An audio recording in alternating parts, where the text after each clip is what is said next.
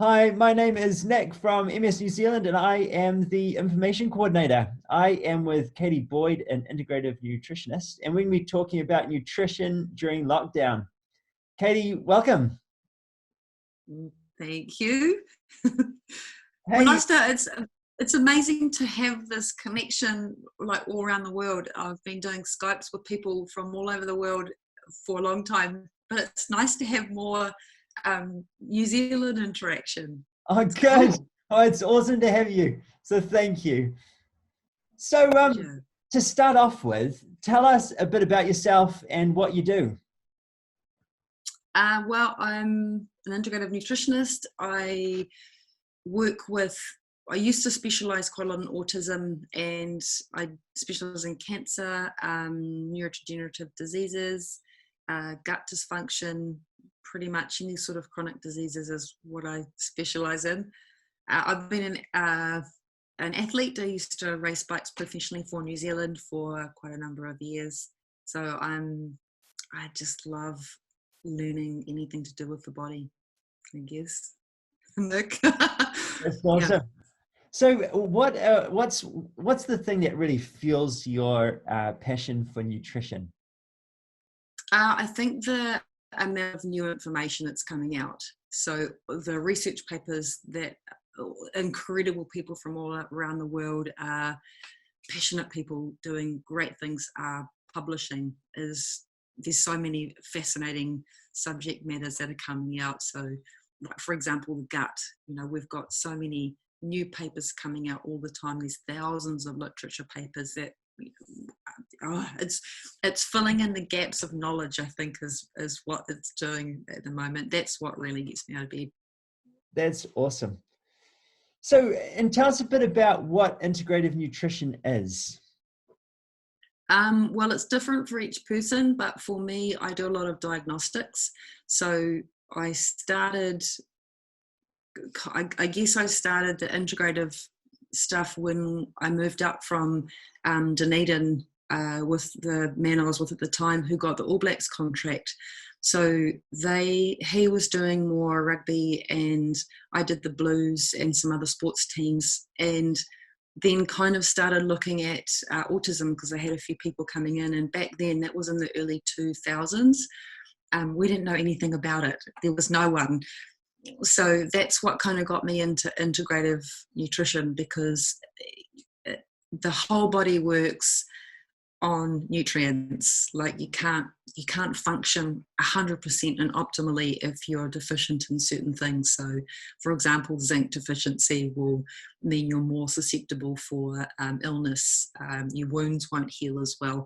Vitamin C, I didn't know about the adrenal function and why vitamin C is so important for stress. So yeah, it just takes you down all these rabbit holes. So cool. Good stuff. So, look, what I wanted to talk to you about is, nutrition during lockdown. And so Fridays are the day that I go to the supermarket. So I'll be heading there tomorrow. And this evening, I'm going to be thinking about what meals I'll be cooking for the week, so I can plan it all out and everything. So you do that, Anna?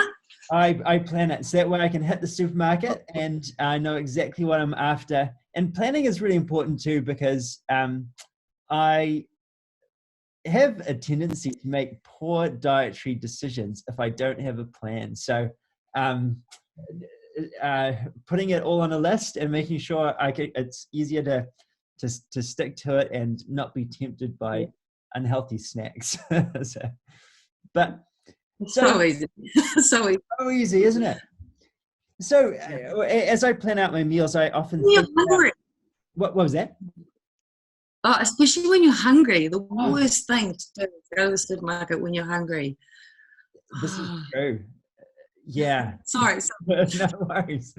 So as I plan out my meals, I often think about walking through my local supermarket and where everything is. And so starting, you walk through the front door and you're welcomed by all of these delicious fruit and veggies. So what should I be looking for at the supermarket? And in particular, what are things that I should be eating to help boost my immunity and prevent against infection?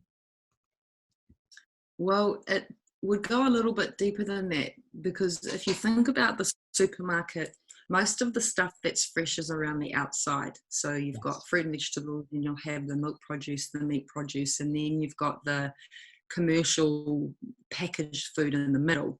Yeah. When it comes to immunity, you get immune boosting properties, not just from food, but from things like sleep and good quality sleep, enough vitamin D and exercise. But with your food components, there's vitamin C, which isn't just in citrus. So you can get vitamin C in lots of green leafy and green vegetables.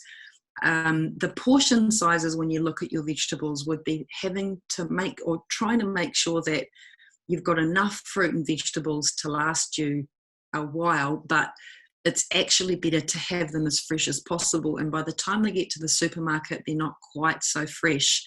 So, for example, the bags, the sealed bags of spinach, that stuff needs to be washed extremely well. So it's been stored at the vacuum packet with stuff that stops it from going off. It's the same with most of the fruit and the that you get in the supermarket. If it's off season, it's going to be kept in a cold stored for quite some time. So eating seasonally is really important, especially when it comes to citrus fruits. I'd be looking at anything that's the Lillian family, like onions, garlic, leeks, and trying to make like an onion garlic based soup. Broccoli, you can't go wrong with the brassica family, right? Lillian, so broccoli, cauliflower, cabbage, all the stuff that if you overeat it and you're getting bloated, we need to have a conversation, because that means you've probably got a little bit of bacteria in the places that you shouldn't. Like, what else do you go for? What do you naturally go for when you go to the fruit and vegetable aisles? Well, that is a good question. I Put you on the spot. Yeah, I know. I do try and eat seasonally. Also just as a cost saving, because if you're not eating seasonally, it ends up costing a lot more. And so I think courgettes have just recently hiked up in price. So up until recently, I have been eating a lot of courgettes as a vegetable, because you can do so much with courgettes. You can roast them, sort of fry them, and then one of my favorite is spiralizing them and turning them into courgette pasta. That's good. Ooh, yeah. Yeah, and it's a lot cheaper, right? Totally. It's a lot cheaper. And actually, the other thing too, it's really nice to see Kohanga is a place down. I'm in Auckland, and I think they're in Napier. Are they in Napier? Someone will tell us that I'm wrong. But it's a place where they store seeds, heritage variety seeds, and I always buy them online for Christmas presents. I'm sure people think I'm nuts, but they're a really good way of just sprinkling them in the back of the garden. You can grow your own broccoli, cauliflower, because they're like $5.50 at the supermarket at the moment. If you've got a family or you're on like a low budget, then it's impossible to eat healthy. It's like, it's impossible. So I think that that's one thing I would highly recommend, is looking at what can you possibly grow in your back garden that may be easy to consume. Like, we bought a couple of this is actually, we're going away from the supermarket, but we did buy a couple of veggie pods, and I 100% have saved at least $500 to $600 on vegetables alone. Wow. That's amazing. So it's been amazing. It's been amazing. And it's quite fun to watch them, and they're really nutrient dense. So the other thing at the supermarket, back to the supermarket, is things like raw beetroot. So beetroot's high in nitrite or nitrate. So nitrate. Nitrate gets converted to nitrite by the microbiome in your mouth. And then that gets converted to nitric oxide, which is really important for energy. So I'd be making sure that beetroot's part of your diet. So you can grate it. An easy way to store it without using Glad wrap is getting beeswax paper, and I just basically just wrap it around and then throw it in the vegetable storer. Monty Surprise is a type of apple that we grow in New Zealand, but it's not accessible at the supermarket. You can buy it at vegetable markets on the weekend. That one is the highest antioxidant apple in the world, and it's a heritage origin variety. So when it comes to vegetables and fruits, the ones that haven't been hybridized or grown to be a certain color, like tomatoes, they're not originally red, and carrots aren't originally orange. The original ones have got more nutrients and they have more cancer fighting properties. So I think for my clients, that's really important. And heritage, they look a little bit bizarre, so they might look a little bit lumpy or have a few speckles or things like that. So when it comes to the supermarket, back to the supermarket, fresh is best. And the way that you test for things like broccoli is by touch. So I know that with COVID, I go into the supermarket with my gloves on and I touch the broccoli to see which is the hardest. Other things is your root vegetables, the more colour the better. So, and that's also for your gut bacteria. So I think with MS, one of the key things that is the same as, well, it's similar to things like other cognitive decline, like Alzheimer's and cancer, is the gut microbiome is a little bit dysregulated. So things that feed the gut flora are actually root vegetables. So purple kumara, I've seen that at New World Supermarket. Beetroot, you've got things like sprouts. I think it's Mr. Sprout. Have you ever seen those at your supermarket, Nick? Yeah. Well, sorry. No, yeah, I do get sprouts from time to time. They're great in a salad as well. They're amazing. I just bought another sprouter. So you can buy a sprouter. That means it's a lot cheaper. Yes. And all you do is just buy the seeds so that you're growing microgreens, which are really nutrient dense. Mm-hmm. So that's another easy thing to do. But yeah, I'd say onions, garlic would be my picks, and then your brassica family, and anything that's going to be really high in nutrients like beetroots. I also, things like citrus, wash it really well. Use detergent to wash the outside of the skin, like an Eco Store dishwashing liquid, just a little bit. That's the stuff that you want to kind of get off that last layer, especially if it's imported. I'm not a big one on imported vegetables or fruits because they have to be fumigated. So that's probably something to consider. How am I going so far? Lemons. So chuck a lemon. I love fresh lemons. We've got the next door neighbours here are so awesome, and we swap our mandarins for their lemons. Nice. So I'll chuck at least a quarter of a whole lemon with the skin on into the blender, because it's where you get all the bioflavonoids and the nutrients from, is the skin. And we use that all the time for increasing vitamin C and things like that. So I've been trying to make sure you get as much as possible. And the thing about, when you hear about vitamin C, people take hot lemon drinks. Yes. The problem is you destroy vitamin C when you heat it. Oh, no. So it's not really probably the best way of using it as much as possible. It's still good to do. But, lemon and honey drink is still going to be soothing. But if you're wanting more vitamin C, the easiest way to do it is to squeeze lemon into water in the morning and then put part of the skin and the flesh into the blender, so you're increasing that. The other thing is zinc. So zinc, if you're on a vegan diet, I don't think with MS, usually it's more paleo and pescatarian. Yes. You get zinc from oysters. Oysters is the biggest form. You get more from seafood than you do from plants. So zinc is an absolute must because it has so many factors, and it also helps with white blood cells. So zinc is important. Yes. Yeah. Anyway. Well, that's on the outside of the bucket. Yeah, no worries. But that's actually a good progression. So we've looked at the fresh produce. So going for those families, buying local rather than imported, and then walking through the supermarket. The next thing you'll be greeted by is the seafood and meat section. So yes. Talk us through seafood and meat and what we should be looking for there. Well, okay, good call. So when it comes to fish, some of them won't have the whole fish anymore. So if you go to a fishmonger, you'll see the fish still with their head and their body without just the fillets. Yeah. So fresh fish shouldn't really smell like much. The older it is, the more it smells like fish. And the eyes, for example, are glassy and, they're not sunken in.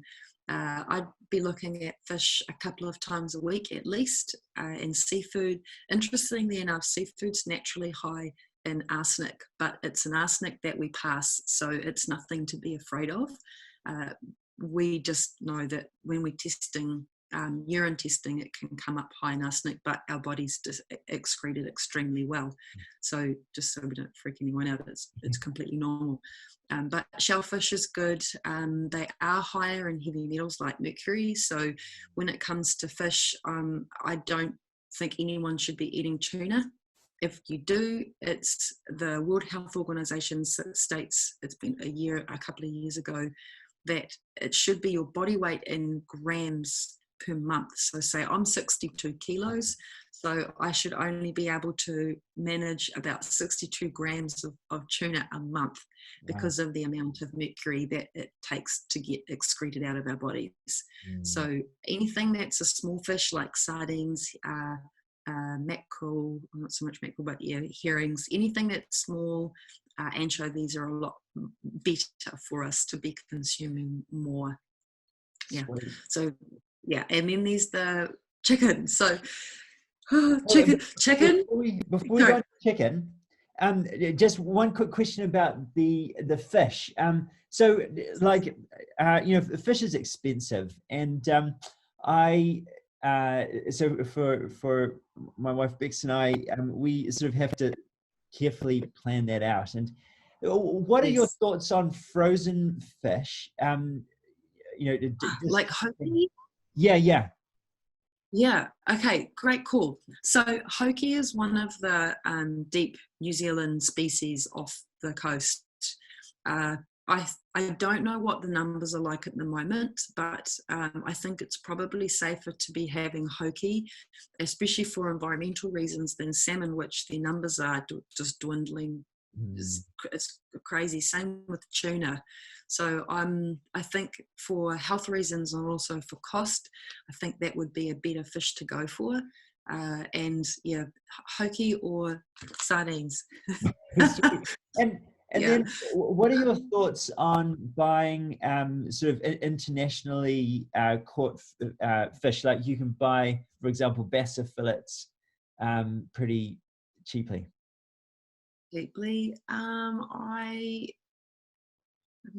I think maybe once in a while, but I think if you're looking at sustainability as well as your health, you're better off with choosing something that has quite a large population. And I think that could be problematic for humanity later. But maybe once in a while would be fine. I think you might be better off with sardines and hoki. But if it's cheap and you have to think about your budget, then that's a good call too. Sweet. Oh, that's great. So tell us now about chicken. Wow. Most chicken in New Zealand is full of antibiotics, and we don't know how much of the feed comes from genetically modified sources. So I think, and just so we're clear, a lot of the information that people get about red meat, like if you've seen that ridiculous documentary on Netflix a while ago, I can't remember what it was called, and it was basically trying to provide us with relevant research that red meat was bad for us. I think a lot of the research would be better if it wasn't based on animals that eat genetically modified corn, soy, and wheat products. So if you're getting free range, at least they're getting sunshine. So when it comes to chickens, when they get sunshine, the research shows that you have increased vitamin D levels, therefore the immune system is going to be healthier, therefore they don't need as much antibiotic use. better, even better still, would be something like in New Zealand, we have Bostock chickens, which are more expensive, but you can, when they're on special, they're quite reasonable. And a chicken, for example, you might make up a roast, and then you have the leftovers the next day, and then the carcass you might make a soup up with, you know, with your onions and your garlic and lots of ginger, and make like a Thai style soup or something. But yeah, I think when it comes to the food sources, we have to think first of all, what do they eat, where they live, did they have a good housing facility, therefore they're probably going to be healthy for us. Same thing with the eggs, because eggs comes kind of around by the bread section, I think, most in most supermarkets. Yeah. So eggs is the same. I know Friends Eggs there was some research that came out about how their eggs had less cholesterol, or was it Eat Friends Eggs, or it was an organic brand versus a grain-fed, non-organic, caged raised egg source. So the nutrient value was extremely different. So more vitamin D in the organic, less cholesterol, better fatty acid profile. So I think, and also I think because they've probably been eating lots of worms and more natural grassroots, whatever, but the profile was completely different. And that's really interesting because, you know, for MS, your fats, the quality of your fat and vitamin D, those are two really important factors to consider. So important, yeah. And you think about the cell membranes, like we're made up of lipid, we're made up of polylipid fractions. So if you're having a diet that's high in junk food, so any chips, Pringles would be like high trans fats, Oreo cookies I know are really high. If you have a diet where you have a lot of those kind of fats, you really aren't going to be getting as much nutrients into those cells, because the cell membrane becomes a little bit more stiff. Interesting. Yeah. Interesting. We give for people who have chronic fatigue or ME and just can't seem to get well, or I work with a lot of farmers who've been paraquat poisoned or have worked with a lot of Roundup or sprays. We give lipids, like huge doses of lipids. So 5 capsules in the morning, 5 in the afternoon for 3 months, just to try and wash them full of subfractions. Interesting. Yeah. Anyway. So we've talked about chicken, but then right there you'll also find your lamb, beef, and pork. So what are your again, you know, on a budget, some of those red meats are quite cheap, and so they are a tempting option. So how do we navigate red meats and pork? Yeah, well, do you know, I'm actually a fan of, I still eat red meat myself, and I think the best form of red meat is organ meats, and they're cheapest, which you can't really get at many supermarkets anymore, but they do sell. Bostock sells their chicken livers, and they are so high in zinc, they're high in B12, which if you're going more for a pescatarian paleo style of diet, and most people these days are limiting their red meat, they're missing out on B12, which is absolutely critical. It's part of what they call it's a starting of the methylation cycle. Without enough B12, you don't make good neurotransmitters, so dopamine, serotonin, you don't get to detoxify, so your detoxification pathways don't work. It's DNA replication, and it's also mental health.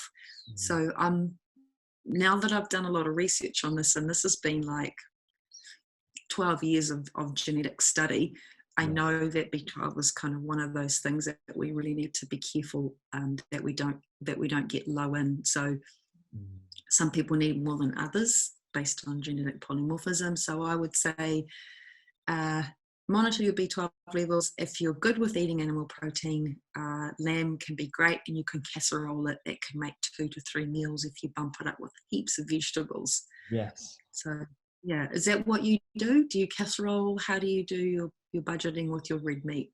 Oh, good question. So I so often I do enjoy lamb probably more than beef. That being said, last night I did make some little sort of beef meatballs out of some lean mince, and they were actually jolly good. It was very good. But generally, I will buy like a leg of lamb and roast it, and Nice. and make a few days out of it, and then towards the end, I'll often chuck it in a casserole or something to use it up, or a stir fry or something like that. It's just great.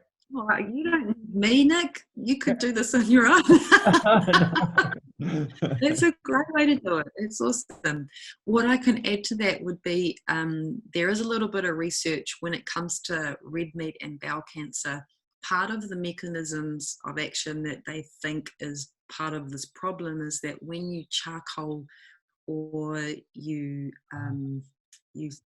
darken the meat too much, so you're creating what they're called heterocyclic amines or PAHs, and that's part of this problem. So I wonder if when you're eating red meat, just in case, I try and get people to add in the brassica family, so Brussels sprouts, lots of broccoli, or you use broccoli instead of rice and just grate it up like a rice or cauliflower. Everyone knows about cauliflower rice or something like that, because they also have lots of sulfur molecules. And you need sulfur as part of your phase 2 detox. So it's also helpful for other things. So here's another reason why nutrients are really important. And if you don't have enough of them, your body will end up robbing Peter to pay Paul, which is the analogy you'd use for someone who's going osteoporotic. And their body is pulling calcium out to kind of balance the pH of the body. Anyway, so yes, red meat, great, awesome. And I think also too, Walls is big on sort of bringing in that sulfur content as well. Yeah, onions, garlic. Yeah. And sorry. No, you go. So I actually love doing my leg of lamb on the barbecue, and so that's good to know about the broccoli and the Brussels sprouts, and to balance it out. So well, hang on. You don't want to do it on the barbecue if you're creating charcoal. If you're creating any charcoal or smoking, you literally don't want to do it. We know that there are some people, I'm one of them, I've done my own genetics, and our family history is high in melanoma, cardiovascular disease, stroke, all sorts. And there are some of these genes which code for being able to help you clear some of those smoky, charcoal-y things out of your body. My genes don't do that very well. So I know that for me, barbecuing is not that great, although I love the charcoal. Oh my God, I love the charcoals. But I won't do it for that reason. And if I do it again, that's when I'm going to add things like sulforaphane. So that's your broccoli sprouts. I put lots of broccoli sprouts on top of or with the food. But yeah, your body will always try and compensate. And these where nutrients, for example, like nutrients can help to change how your genes are expressed. So you might be given blue eyes or brown eyes, but some of your genes for detoxification can be either upregulated or downregulated based on what you eat. So all of this is published. So yes, about red meat, get it off the barbecue. You're probably better to put it in the oven if you can. Yeah. or lower, and yeah. No, that's great. But if you want to know more about it, then there's lots of good information on trying not to barbecue, or just the smoky parts of barbecuing. Yeah, no, good stuff. And so I think Terry Walls also encourages the consumption of organ meat, but certainly obviously the paleo diet does. But I don't know about you, but in the past in particular, I have had a bit of a mental block about organ meat, And so how do you process organ meat to make it palatable? Well, if you think about when, like hundreds of years ago, and actually animals in the wild, the prized possessions are the organ meats. And then the lower of the tribe or the rank get the muscle. It used to go to chiefs, pregnant women, and children, and anyone who was in battle, and then the rest of the carcass would be for the plebs like you and me. So when it comes to organ meats, my grandmother used to make them for us, and she'd do it with bacon and onions. I like to tell people to do it as a pate, because then you can just you can put it on a sandwich if you don't like the taste of it, or you can mix it in with mince balls. So with your mince balls, I'd put it in a blender and make it into like a gloopy. But you mix it in with the mince balls, and then you can add grated carrot, grated beetroot, some really finely diced onion, heaps of turmeric and cumin, something to make it taste really good, and it'll mask the taste of the organ meats.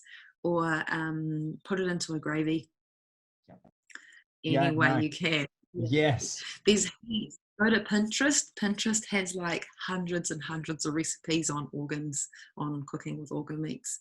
Oh. But they literally are a lifesaver. Anyone who has low immune system, pate is great, because there's your zinc there as well.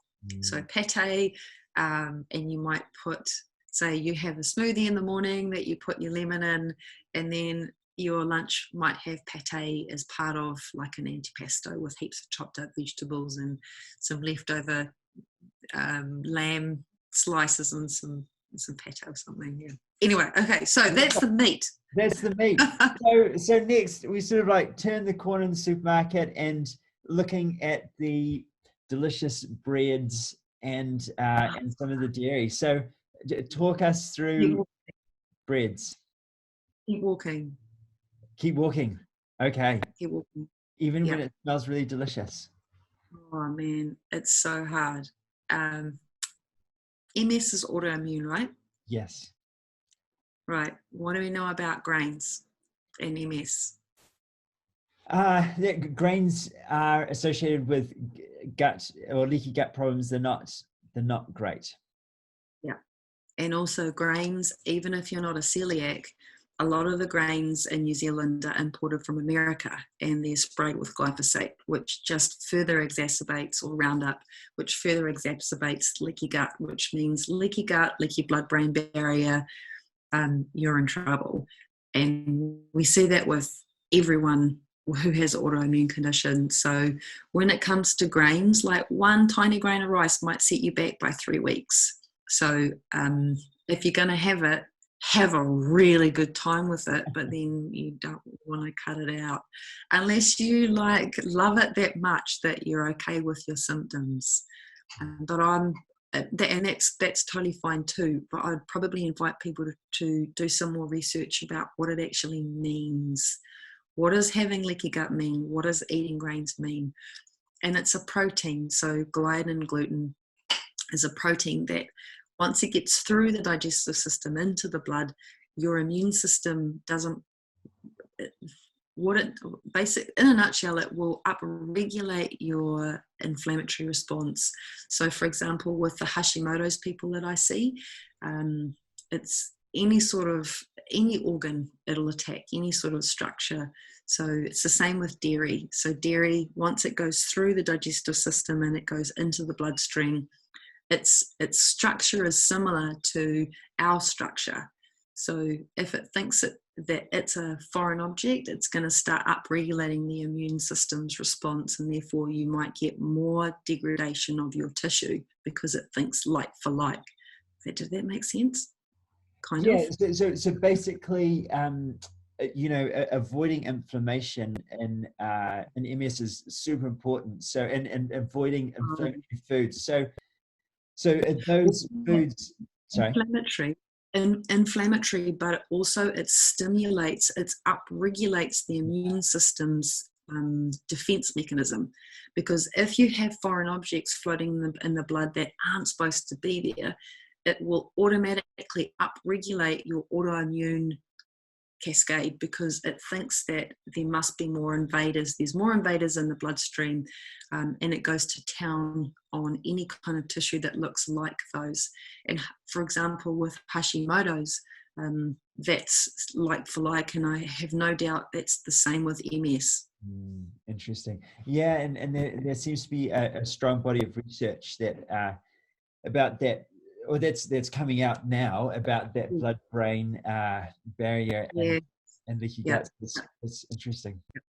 And yeah. so, I've talked about, I know, so a couple. I'm sorry. You go. You go. A couple of weeks ago, I gave this talk to ACNIM. So ACNIM is Australasian Chemical, Environmental and Nutritional Medicine, and they're a group of integrative doctors and practitioners around Australasia. And I gave a talk on the gut microbiome and what happens when you lose that barrier. And honestly, the research is, there's so much of it now. So we know that it causes problems. So if someone, I think we just talked about it before we started recording, that if half of the reason sometimes I think that there's a low motivation to change is because maybe they don't know the mechanism of action and why it's important. And with my cancer patients, it's the same.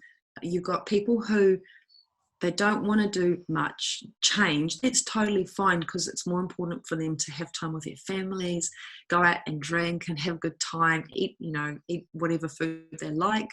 That's more important to them. And then you have other people who are on the other side of the fence who are like, all right, tell me what I need to do.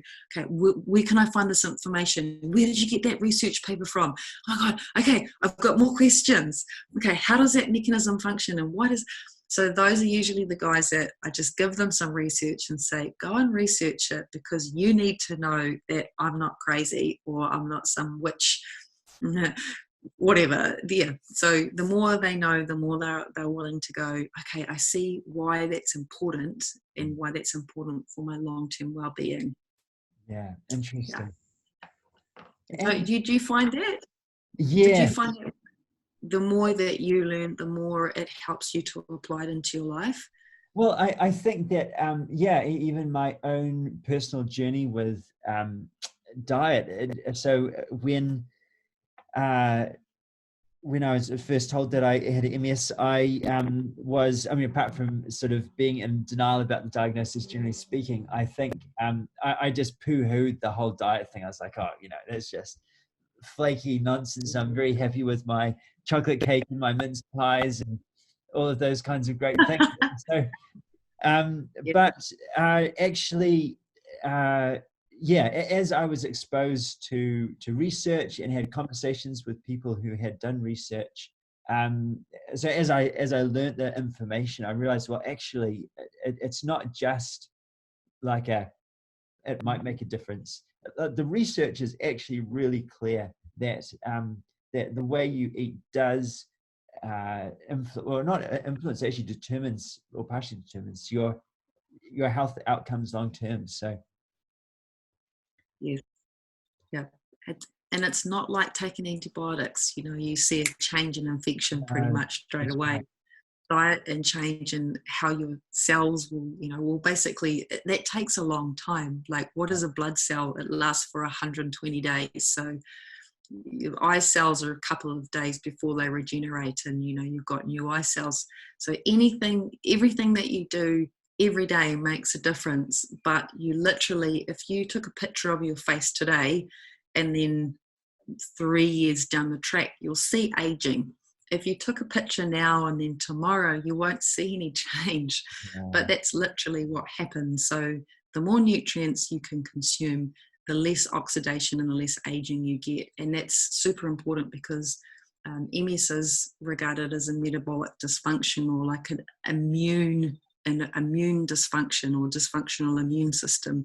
That requires a lot of nutrients. Like white blood cells need zinc.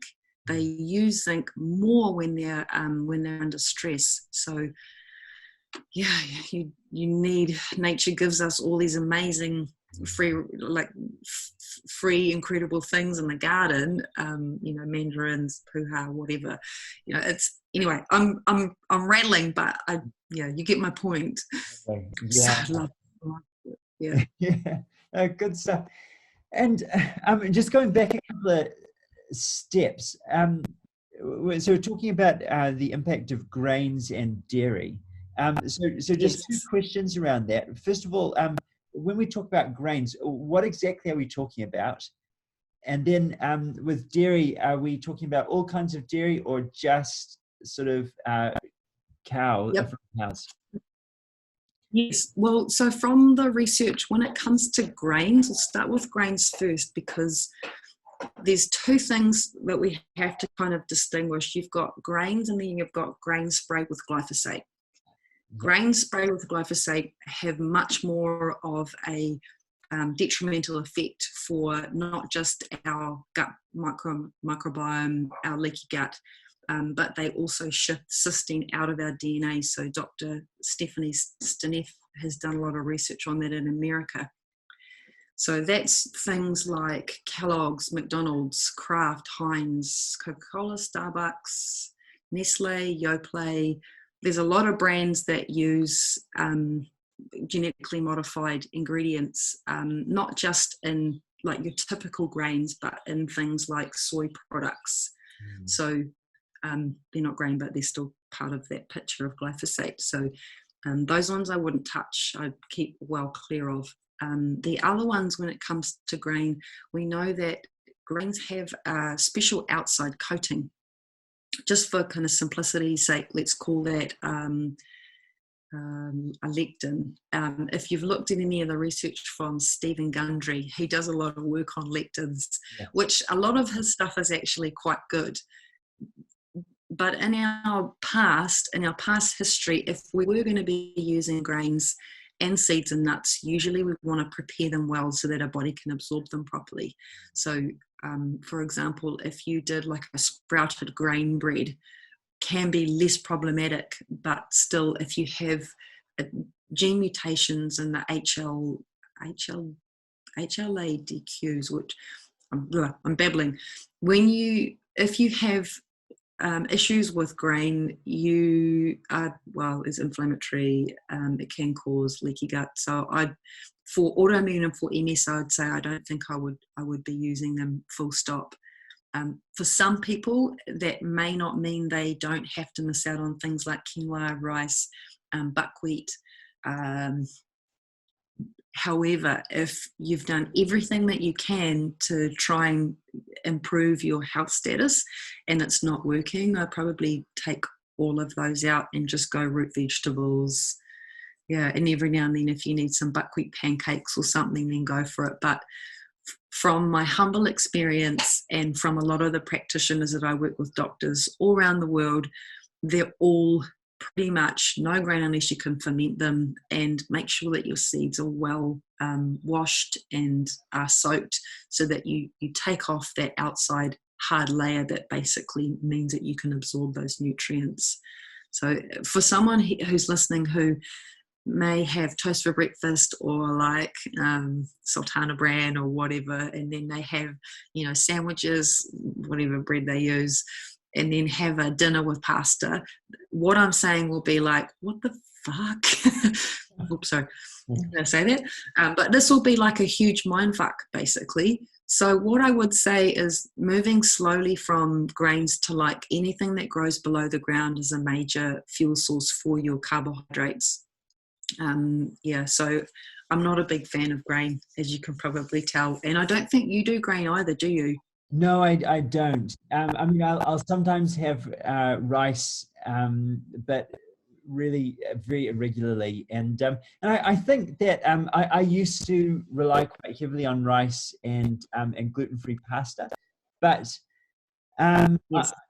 I've found that actually there are some great alternatives like rice, or broccoli or cauliflower rice, or or spiralizing a courgette to get pasta is actually great. I mean, yep, sure, it probably doesn't taste the same, but I think the other thing is that I find really interesting is that the more you eat healthfully, the more then when you do go back and you eat rice or pasta or something, you actually feel, you realize how terrible you feel. And so initially it's hard to give up, but I think that the more space that you put between eating it and everything, the more you realize that it's actually good. Yeah. But that takes time, right? Like It you think about does. the taste buds take quite a significant amount of time before they're used to the kind of foods that you're eating. So Yeah. be prepared to go low and take it slow, right? That's the one. And what we're talking about, not something that you just go full hog into. Like it does. Otherwise, it just doesn't work. We know that. Yeah. You're better off to choose one and go, right, let's start with breakfast. Right. Yes. What are the other alternatives I can go for? Yeah. Or you miss out on breakfast. So the fasting conversation could be an interesting one. That is probably one thing I'm finding in the research fascinating. And I think Terry Weil is moving towards Volta Longo's work. So Volta is an Italian researcher who started looking at centenarians all around the world. Like, where are these people that live over 100 years old? Yeah. And I followed his work for a number of years, and we actually do a 5-day fasting mimicking style of diet in Auckland. So we have it for anyone in Auckland that wants to do it. And we're looking, actually, Nick, I'm going to send you down a 5-day fasting plan to try. Amazing. Yeah. It's fascinating. Like, he looked at, I've got the research paper here because I don't want to get him wrong. He was they're looking at multiple sclerosis, and 5 days of fasting, which what he originally did was he realized that we can't give these guys just water because it can be too difficult to do.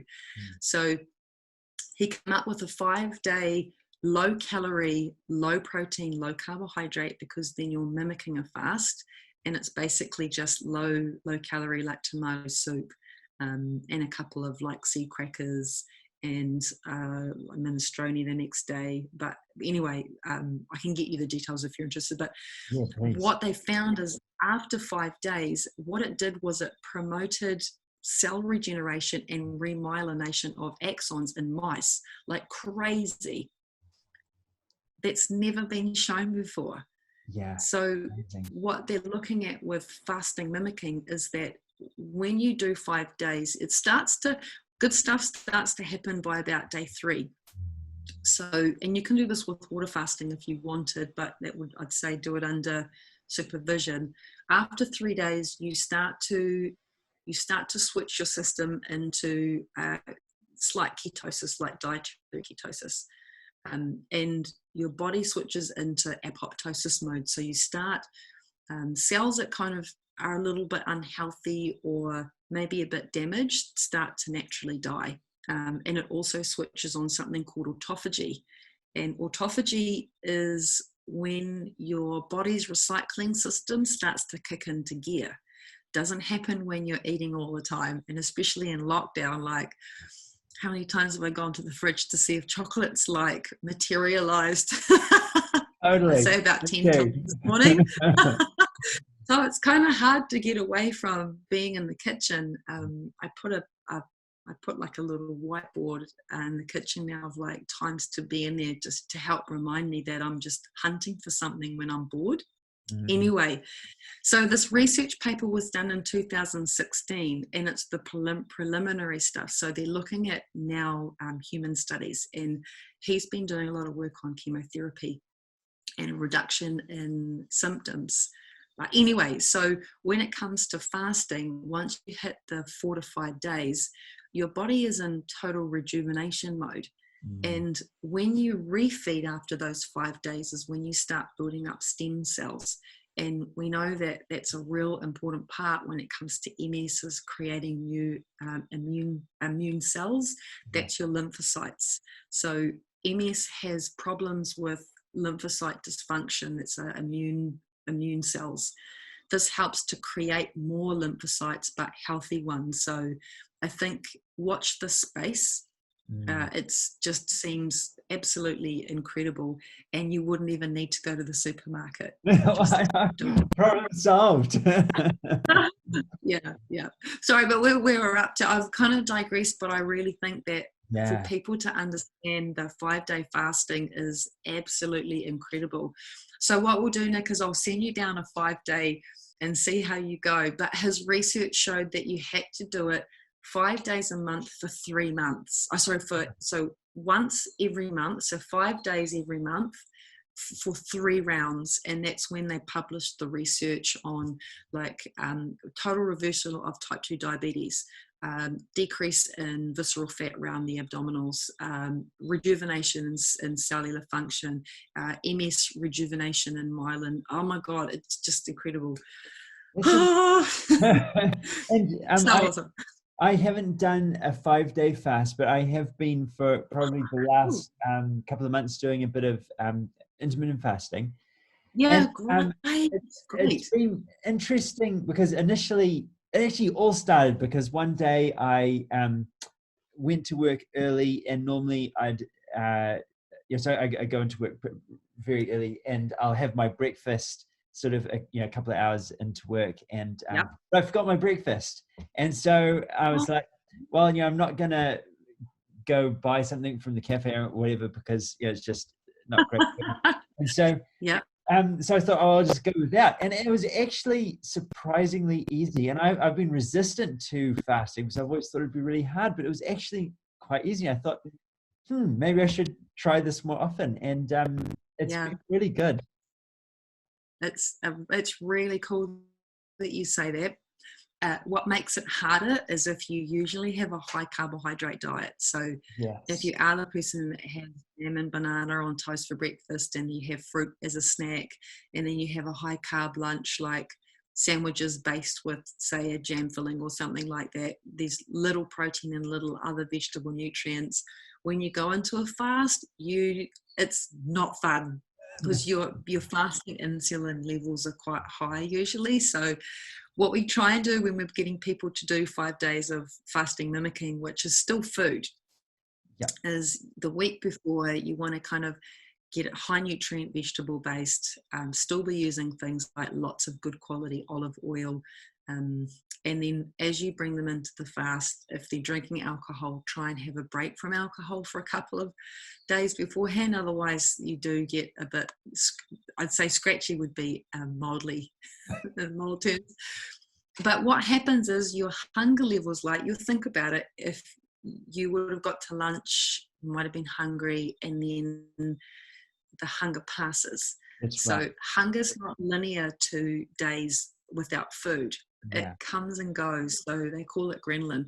After day 2 to 3, usually if you were doing like a water fast, then you're not really hungry anymore. That's the beauty of it. So I think when it comes to like time restricted feeding, so that would be it's another thing that people can do. Anyone can do that now.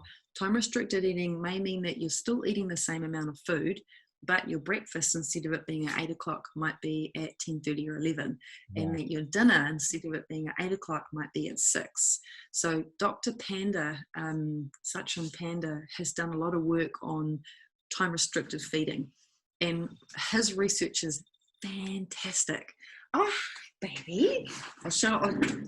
Yeah, go for it. So his research, here's one. Hi. His research is really interesting, and he's all about time restricted feeding and eating in the days of the sun, or when the sun's up, so your circadian rhythm, and how it makes such a difference. So he's looking at how your metabolic rate changes over the course, over the course of the day, and at lunchtime and around the mid time of the day where the sun's at its peak is when our metabolic rate is the highest. So his work on that is fascinating. Anyway, I'm rambling.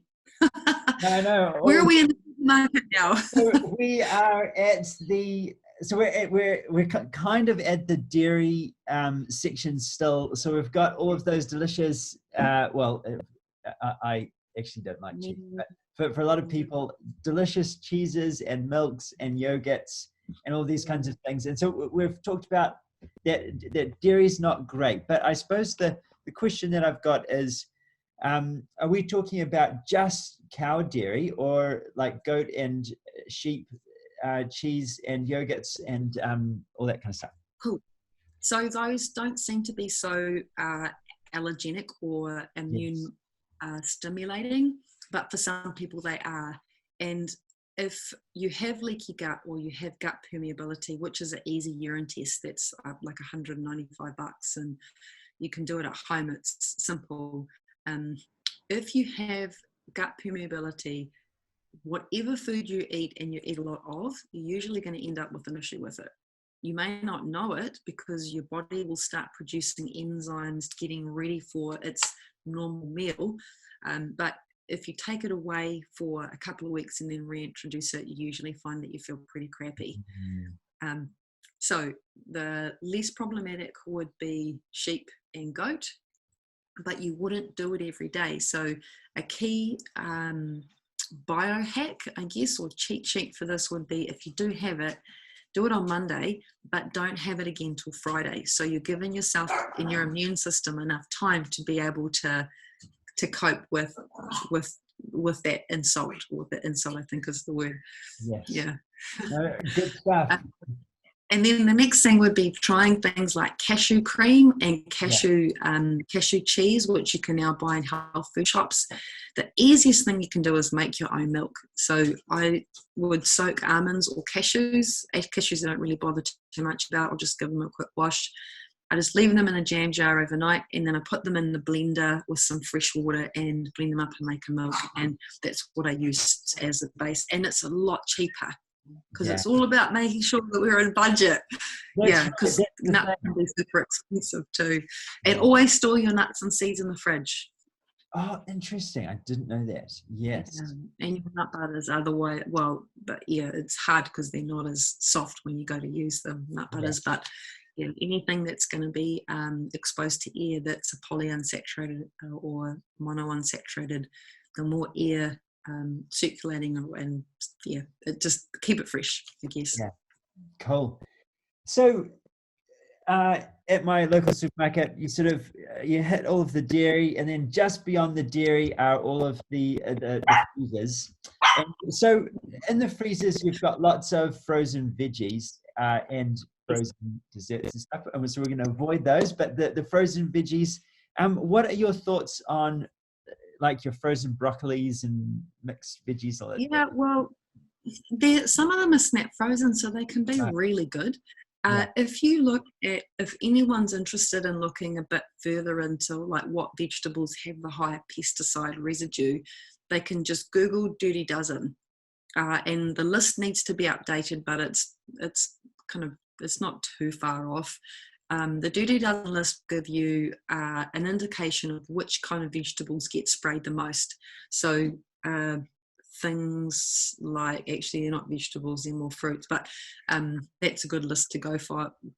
So if they're snap frozen like McCain's or whatever, because they're in a pea, they're in a shell, so they're going to likely be less sprayed, those ones can be good, or like a good easy Whatties or whatever, because we're going for budget, right? Well, this is the thing, and because I eat a lot of broccoli, normally speaking, and sometimes broccolis can be really expensive for a small head, and it's just not enough. And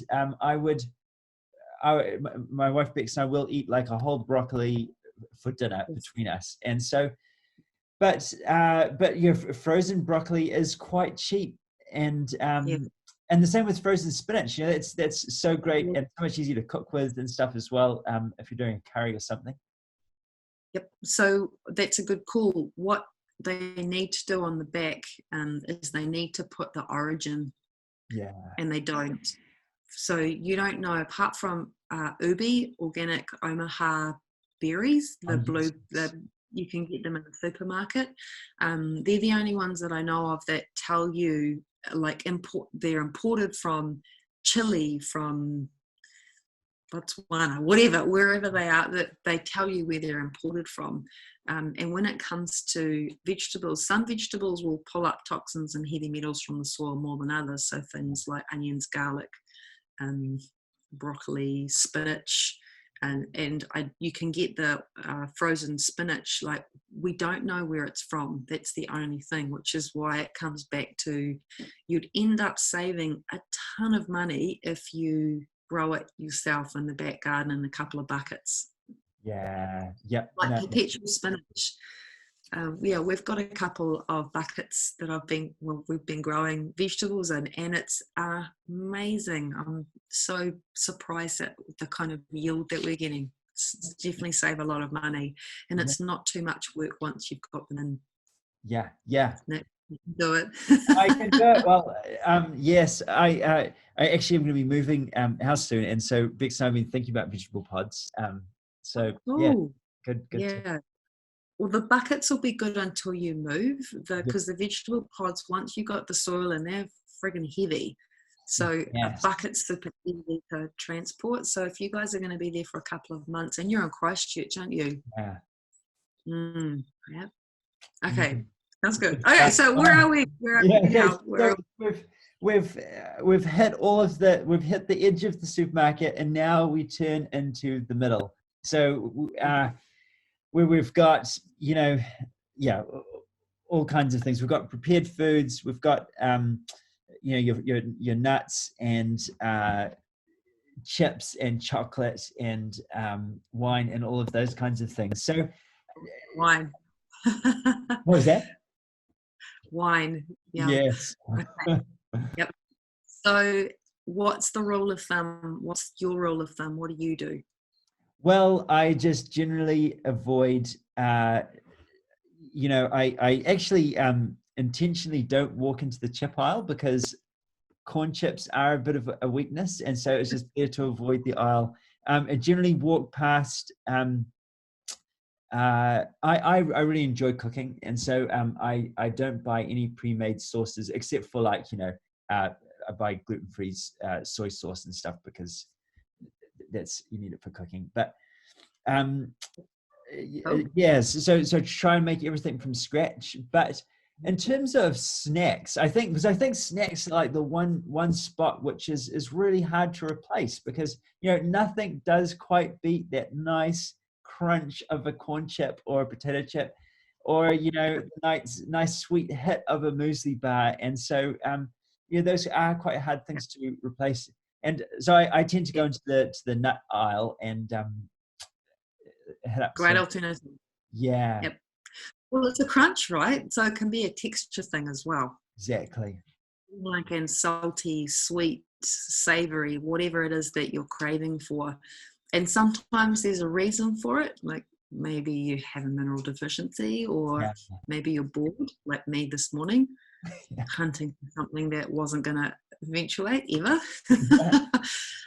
But I think that's a good call. And maybe if this was a different situation, and we weren't talking about MS, we were talking about no symptoms, no diseases, no nothing, then maybe that would be something that would be appropriate every now and then. But this is a MS. This is a conversation about MS. And in this conversation, we'll need to be real about what we're putting into the Ferrari, because that's what you are, fine-tuned machine. What kind of fuel do you want to put in the Ferrari? What are you pumping up the tires enough? What kind of oil are you putting in? Can you afford to put diesel in there once or twice? Some might say, yeah, probably, maybe. So I think depending on where you are on that scale, if you're the person that would rather feel comfortable about having corn chips with friends because it's really important to have a connection around food, then that's what you do. We could probably change it to something like start with rice crackers, or you can get these really nice seed-based crackers in the supermarket now that don't have as much grain in them. They're more seed-based.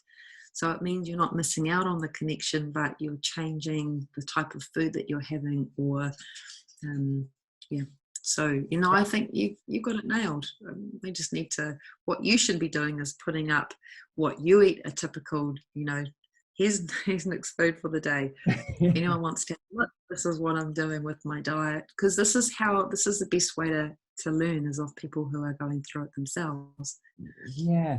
And I think, you know, and I think a big part of this as well is that whole conversation around fats and, you know, realizing that, yep, corn chips are delicious and so are potato chips, but, you know, they're cooked in horrendous fats. And then, you know, on the other hand, nuts and seeds have really fantastic fats. And actually, that's a really important consideration for an MS diet.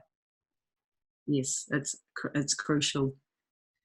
Yeah, In any seeds. So even things like going out for meals, most of the cooking oils at restaurants are using canola oil, which is just hideous for MS. Any vegetable oils, if you look on the back of most packaging, if they put vegetable on it, you can pretty much be guaranteed that it's not going to be healthy for the Ferrari. yeah. It might be okay for, you know, the average Honda Civic or VW, but it's not going to be for the Ferrari. And maybe that's something to start inviting the conversation around. Yeah, Is the quality of oils here. yeah, no. And to touch on your point with, I have often felt like I really enjoy hanging out with people, and you know, and you go to somebody's place and they've got chips and dip, and you Right. don't want to seem like a, you know, a whatever sitting there and being like, oh no thanks, I'm not going to have any of that because it's unhealthy. And but you know, Yeah. I think that Get back, please. yeah. But you know, there are some great sort of compromises, like you know, if you've got some hummus there with the chips and dip, you can get some beautiful crunch with carrots, and Totally. yeah, so you can swap Saltiness things with out. olives. Yeah, absolutely. I think antipastos is such a good way of kind of alleviating the satiety issue. Like, I need something. You have carrots, crunchy, celery. Even if you don't like celery, you know it's good for you, so you've got to add it in with it. Your Yeah, pate, it's a way to dip it in pate. The seeds, the nuts. Yeah, totally. And seed crackers. I love seed crackers. They're yeah. easy to make at home. I'll send you a recipe if you're interested. Oh, I'd love And that. also Thank you. making. I'm a big fan of making like a herb or green leafy pesto because it's really high in folate. Yeah, And as soon as you cook green vegetables, you delete or you don't have the folate's gone. And folate and B12 are like this for creating healthy DNA. So a good amount of green glob every day is what I call it. Chuck it into anything. I put it on top of whatever I'm eating. That's really good. So spinach, silver beet, whatever you've got, plus heaps of basil, parsley in the garden, and a little bit of olive oil, a little bit of lemon juice to make a pesto. It's awesome. I actually made pesto for the first time just a couple of weeks ago, and I was kind of a bit blown away by how easy it was, but also by the taste. I mean, man, it was just phenomenal, and it's so easy, and I kind of just ate the whole lot pretty quickly, which is unfortunate. Surprising. It's so surprising. It's that the I like eating it out of the like just a spoon, is it? Just glob it in my gob. Yeah, totally. Yeah. It But it is, does take time though, and I think that's a really important thing for people to know that it does take time. But yeah, I definitely invite everyone to start thinking about the fasting or looking at Volta Longo, like with the V, because Italians don't have any W's. yes, So it's Volta Longo and is MS research. And I'll send you the paper so you can put it up wherever. that'd be fantastic. It's Thank you. so interesting. Yeah, Mm. no, So is that our supermarket tour? I Where think else? that that is the supermarket tour. So I suppose just before we totally leave the supermarket, what's one of the worst pieces of nutritional advice that you regularly hear, and why is it bad advice? Fats are bad. Yeah, That's been something that we got taught at university, and it was ridiculous because I read this amazing book from Mary Ng, and at the time she was this crazy. I think she must have died by now because she was a fats expert, and back then, this is like 1998, 1999, my third year at uni, you've got professors talking about saturated fats are bad, carbohydrates is good, and I didn't get it, because fats create the backbone of how you make sex hormones and adrenaline, and so that was, to me, I just didn't understand, like, what drugs are these people taking? so sounds terrible, but it was that much of I didn't understand, and the same thing with how the food pyramid was set up. So there was fats up the top and carbohydrates on the bottom, and I remember asking in class, like, that doesn't make sense if this is the protocol for what we should be eating. That is so much carbohydrates. I don't know anyone that would be able to eat that much in a day. And if they do, like, what happens to their diabetes? So that was I think those were the worst things. And it's great because now there's research to prove that some of that information was biased and was based on funding from companies. Anyway, yes. Next question. So embrace good fats. Bring down those carbs. Because if you're avoiding grains, that's actually like that reduces your carbs straight away. But it does. But the thing is that, and I get this with cancer patients when we're talking about bread, but it's example, prostate cancer patient, bread in the morning, bread for lunch, bread with dinner, mass inflammation, gut dysbiosis, huge problems with joint issues and autoimmunity. If you're getting someone you're transitioning someone off bread, there's no way you're going to say completely eliminate it. So for anyone going through this process, seriously, nice and slowly, but you want to make sure you've got an objective and somewhere to get to. So I when I cut sort of dairy, gluten, and refined sugar out of my diet, I did try to do it initially at once, and it just didn't work, as you say. And miserable. but actually just knocking off one thing at a time, like, right, well, I'm going to stop having sweets, and then you stop having soft drinks, and you just one thing at a time, and it's actually doable. And the beauty is, if you've got someone that you can talk to about it and go, hey, can you please, like, when we go out for a coffee or when we meet up, or please don't bring any of this home. Like, this is a no-go area for me. I really need your help to stay on track. Please don't have this in the pantry anymore. Feed this to the kids so it's out of the way. Whatever you have to do, enlist people, or even if you have it written on the fridge, like you put a piece of paper up with magnets, why am I doing this? Why is this important for me? What's the mission statement for me? If whatever it is, So I think that can be sometimes helpful too, because then you can see, like, what's the point of this is to reduce your symptoms and make sure that this isn't something that you have to worry about in your 60s and 70s.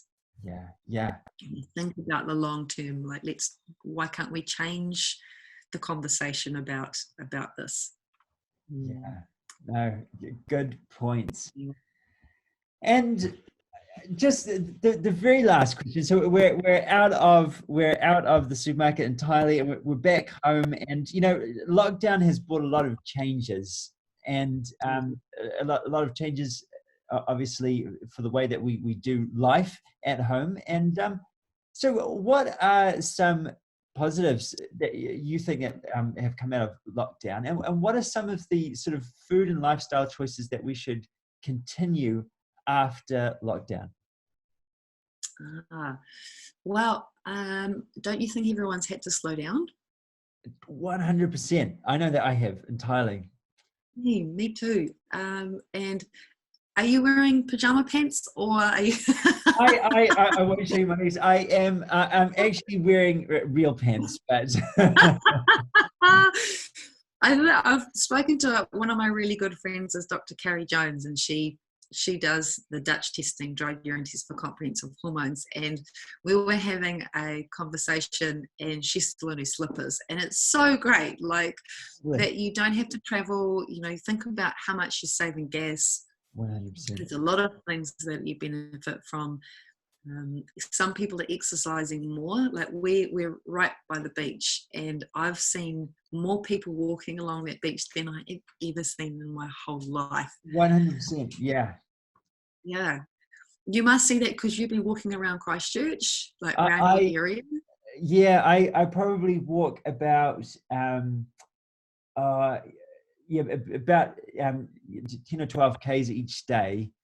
So just around the neighborhood, and the same thing. I have never seen so many people in my life walking, and and it's funny because normally before I could, so walk or run, and normally I could just run, and you sort of don't have to worry about anybody else. But now I'm like out on the road, I'm crossing the road and avoiding people because there are so many people. So it's a great problem to have, actually. Yeah, it is a great problem to have.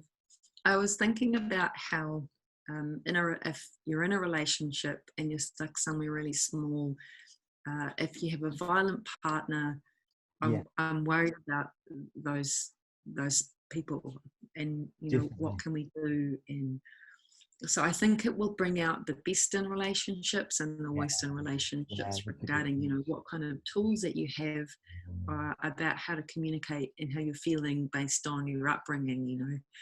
So I found it really awesome because these little things that normally wouldn't get to you, but you're in each other's space all the time. Have you guys, what do you guys do with do you have a roster? Have you had to help with routine? Right, okay, so this is how we're going to have our day. Breakfast, what's for lunch? What have we got in the pantry that we can kind of create from whatever's left in there? Totally. My mum's got this pantry, and it's honestly, I reckon, I used to call it the Holocaust cupboard growing up because it would literally feed someone for a year. It's stacked with like tins.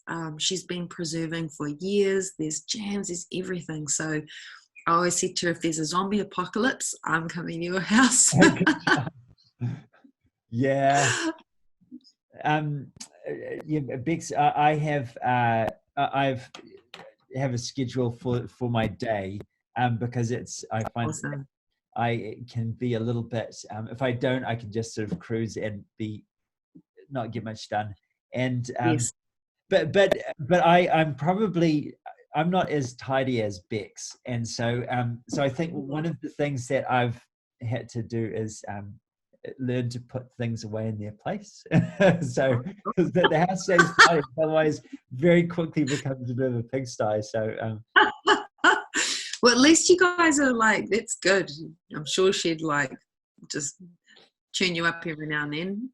Yeah, well, we have so Bex has been watching a lot of Marie Kondo, and is that the woman who folds things and goes, thank you very much for 100%. Like you appreciate the piece of clothing, and cool. It's been awesome. Fantastic, and actually it's been really good, and I think it's been a really great learning for me to actually think about everything's purpose. So not only for food, but like my possessions and stuff as well. And to in lockdown, I've gone through a lot of my stuff and really tried to be a bit brutal and cull it to bring it down to be a lot more simple. So it's been good.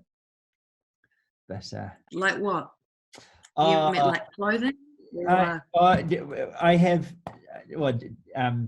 did have probably about 400 or 500 books, and so I've chopped that down in half, which I'm pretty proud of. And then being a climber, I have a lot of climbing gear and tramping equipment and that kind of stuff. And some of it's perfectly good, but maybe just has been superseded by some newer, lighter thing. So going through and just getting rid of stuff that I don't need and being able to give it to people who do need it has been really good. It's so cool. Wow, is that series on Netflix? It is, yes. Okay, cool. I can find that. It would be like, cool. do it at your own. What am I trying to say? Just be careful. It can be dangerous. Right.